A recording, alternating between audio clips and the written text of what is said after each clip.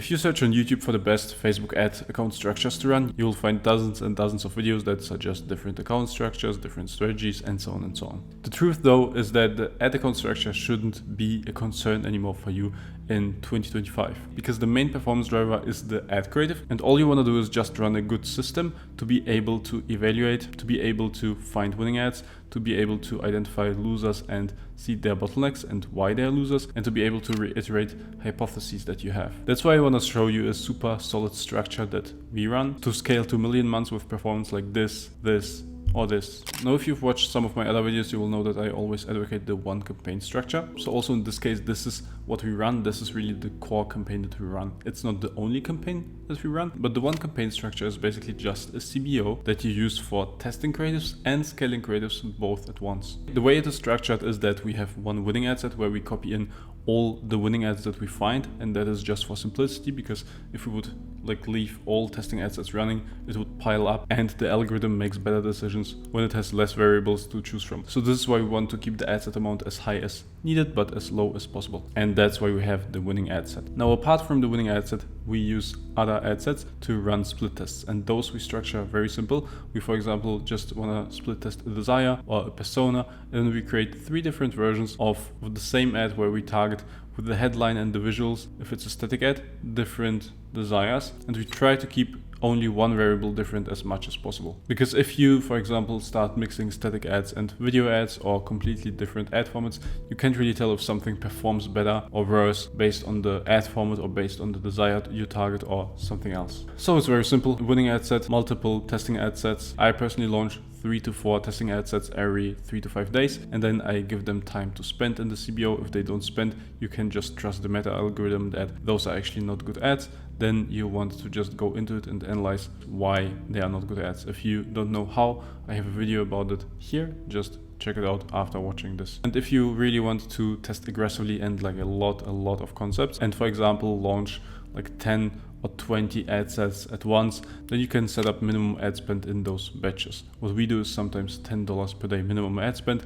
That's super low, I know, but it is enough to test, because if you let 3 or 5 days pass and an ad concept only spent $30 or $50, then you still know, okay, it's a loser. Because if it would actually get traction and good performance and good intermediate metrics on this minimum budget, because it's a CBO, Facebook would just go and spend more on those concepts and actually scale them. And this is really the core campaign. It's again not the only campaign that we run, but this is by far the most important one, the one that acquires actually new customers, the one that retargets, because everything is done in just one CBO, and the one that we also use for testing and identifying winners. In general, if you wonder how I actually determine if something is a winner or not, I always say a winner is an ad that allows you to increase your ad spend profitably, and a loser is an ad that runs not profitable or doesn't allow you really to increase your ad spend. And then you simply take the winning versions from the testing ad sets and copy them via post ID into the winners ad set, and you also leave the testing ad sets running until they stop performing. And if a testing ad set doesn't really spend ad budget or spends it unprofitably, you just turn it off and then launch the next set of ad creatives. Very simple. Now, you might also come across some strategies where people say, okay, we test creatives like this, but when we find winners, we also copy them into Advantage Plus campaigns. Now, I do not recommend doing this anymore. We used to do this, but now there's actually an update out. Many YouTube videos are outdated about this, but there's an update out that basically makes the classic broad the same algorithm as the Advantage Plus campaign. So you basically just create a duplicate of the exact same ad with the exact same algorithm, and they just interfere, those campaigns. So I really don't recommend running the Advantage Plus campaigns with the winners, but just have the winners in the winning ad set of the one CBO campaign. Now, this is the core of your ad account and really everything you need to scale. But there are some more campaigns that you can run to actually improve your performance. The use of them is situational, but I will go through everything that I do from time to time for brands. So I mentioned before that the one CBO campaign actually prospects and also retargets, but sometimes I do run retargeting campaigns. And again, as mentioned, it's very situational, because most brands actually struggle with a high frequency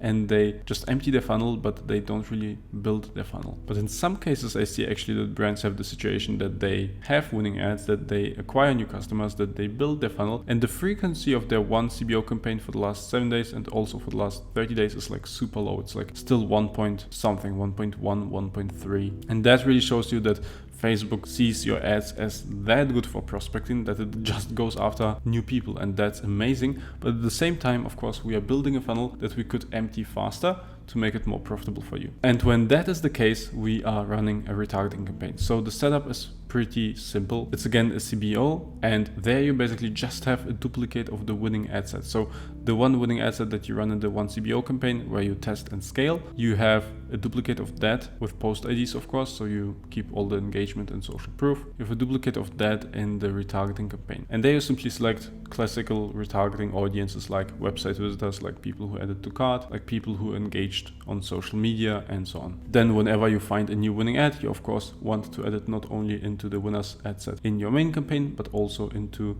the ad set of the retargeting campaign. And sometimes, again, when it makes sense, when your brand is actually selling to your existing customers over and over again, you can have a second ad set in that retargeting campaign, and that is the bottom funnel ad set that I sometimes run. And the setup is exactly like the other ad set, but the audience is already existing customers. What's very important to take care of is the budget. You might start this campaign, and if you have actually a low frequency in your main campaign and your one CBO campaign, you might see that it performs super profitably. Let's say you usually run at a rows of 2, this might run at a rows of 4 or 5, because selling to warm people is of course always easier than selling to cold people. Now, the only important thing is you really don't want to scale this further than like 20 or 30% of the budget of your main campaign. Because if you go like, oh yeah, this is profitable, let's increase the budget, let's increase the budget, at some point you might be spending 50-50 on cold audiences and warm audiences. But the cold audience is of course always way bigger and takes more time to convert, whereas the warm audience, you can just, funnel them to the conversion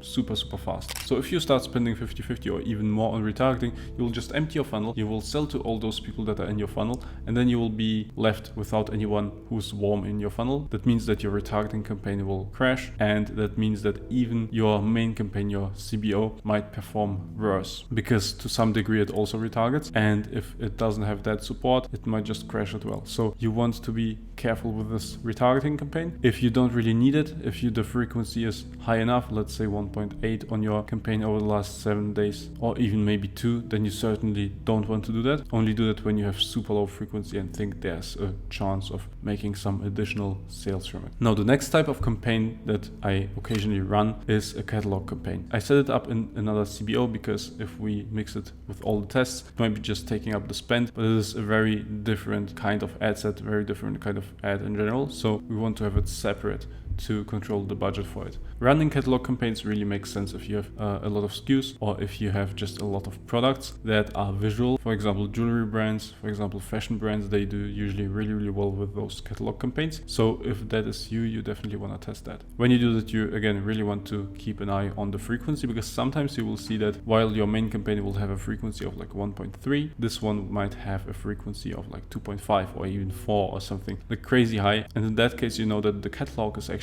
taking the role of the retargeting campaign. If that happens, you definitely don't want to run a retargeting campaign on top, but you want the catalog campaign to replace the retargeting, because it will just show the catalog to people who are already warm, who are already trusting your brand, who already like saw the USPs or like the identity-based branding from your other ads. And now this is just a reminder to buy the item that they liked the most, because the catalog campaigns even show that item to your prospect that would most likely get them to take action. Now, to recap, so far we have this one CBO campaign where we do testing and scaling and basically everything. Sometimes retargeting campaigns when it makes sense, and sometimes catalog campaigns when it makes sense. Now, if you're wondering, okay, what about ABO campaigns? What about bid cap or cost cap campaigns? What about everything else that you can do? To keep it short, it's not needed, and it's actually even more likely to worsen your performance than to improve it. If you want to learn why the CBO campaign is objectively better, at least this is what I see over the last few months across multiple brands, check out this video where I go over ABO versus CBO